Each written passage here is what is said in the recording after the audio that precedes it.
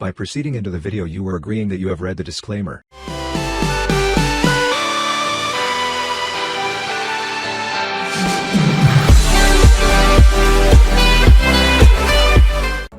तो hello and welcome students to Manu का ज्ञान। आज हम लोग पढ़ने वाले हैं क्लास 8 का चैप्टर नंबर 9 कबीर की साखियाँ।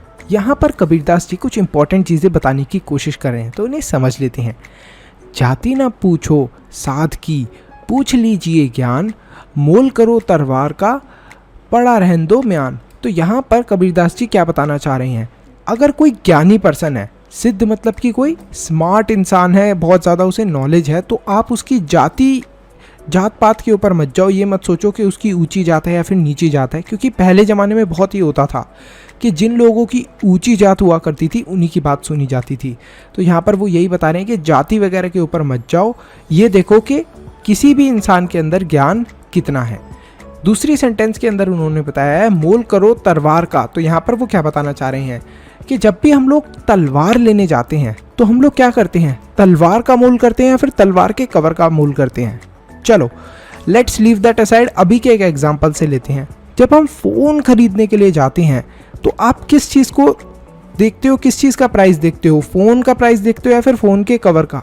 सब बच्चों का आंसर होगा सर फ़ोन का प्राइस देखते हैं। तो वो यही बताना चाह रहे हैं कि हम लोग जब भी तलवार खरीदने जाते हैं तो हमें तलवार का मोल पूछना चाहिए, ना कि उसकी म्यान का, मतलब जो उसका कवर होता है उसका। ठीक है, नेक्स्ट।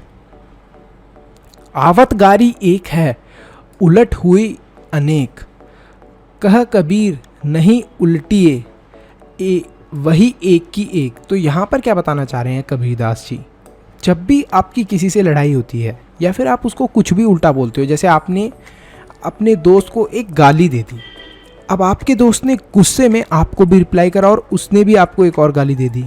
अब आपने तो एक गाली दी थी, अब आपके दोस्त ने भी एक और गाली दे दी आपको, तो कितनी गालियाँ हो गई टोटल? 2 गालियाँ हो गई। तो ऐसे करके गालियाँ बढ़ती ही जाती हैं।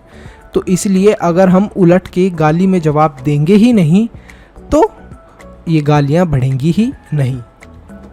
माला तूकर मैं फिरे, जीभी फिरे मुख माही, मुनवा तू दुहु दसी फिरे, यह तो सुमरन नाही। तो यहाँ पर क्या बताना चाह रहे हैं कबीरदास जी कि आपने कभी माला जपी है या फिर आपने किसी को माला जपते हुए देखा है? तो वो ये बता रहे हैं कि जब भी हम लोग माला जप रहे होते हैं, भगवान की पूजा कर रहे होते हैं, तो माला हमारे हाथ में है, वो घूम रही है, हमारी जीभ भी घूम रही है, मंत्र पढ़ रहे हैं हम भगवान का, लेकिन मन के अंदर कुछ और ही चल रहा है। जैसे मन के अंदर चल रहा है, अरे यार मैथ्स के एग्जाम में कितने नंबर आएंगे, अगर कम नंबर आए तो पापा बहुत पिटाई करने वाले हैं, काश मैम फुल मार्क्स दे दें, गलती से दे दें मैम नंबर।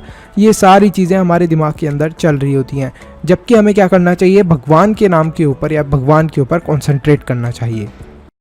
कबीर घास ना नीदिए, जो पाऊ तली होई, उड़ी पड़े जब आँख में, खारी दुहेली होए। तो यहाँ पर क्या बताना चाह रहे हैं, यहाँ पर कबीरदास जी ये बोलना चाह रहे हैं कि आपने कभी घास देखी है? तो जो छोटी छोटी घास होती है, हम लोग क्या सोचते हैं कि इसको तो काटने की ज़रूरत नहीं, क्या हमारे ऊपर, क्या हमें नुकसान पहुंचाने वाली है।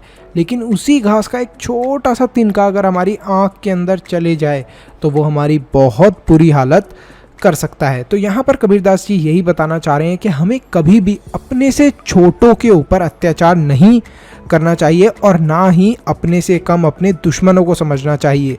तो यहाँ पर बहुत अच्छी बात बताई है कबीरदास जी ने।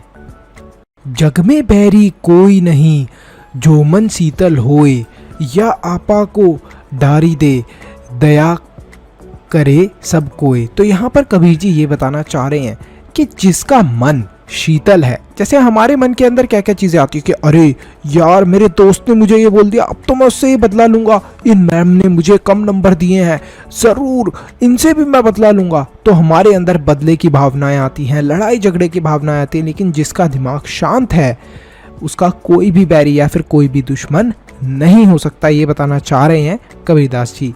और यहाँ पर ये भी बता रहे हैं कि अगर हमारा दिमाग शांत होगा तो हम लोग हर किसी की मदद कर सकेंगे और हर कोई हमारे ऊपर दया करेगा और हम हर किसी के साथ मिलजुल के रह सकेंगे। तो यहीं पर ये जो हमारे कबीर की साखियाँ हैं ये ख़त्म होती हैं, बहुत ही इंटरेस्टिंग और बहुत ही अच्छी लगी। क्या आप लोगों को ये अच्छी लगी या फिर नहीं लगी? इसी के साथ साथ मैं आपको छोड़ना चाहता हूँ क्वेश्चन नंबर 1 के साथ। इसको स्पष्ट कीजिए, आपको इसको स्पष्ट करना है। मैं आपको समझा चुका हूँ बहुत ही अच्छे से, फटाफट कमेंट सेक्शन के अंदर। तो अगर आपने इस वीडियो को यहाँ तक देख लिया है तो फटाफट लाइक करो, चैनल को सब्सक्राइब करो और कमेंट करो अपना बेस्ट पार्ट। इसी के साथ साथ वीडियो को शेयर करना मत भूलना।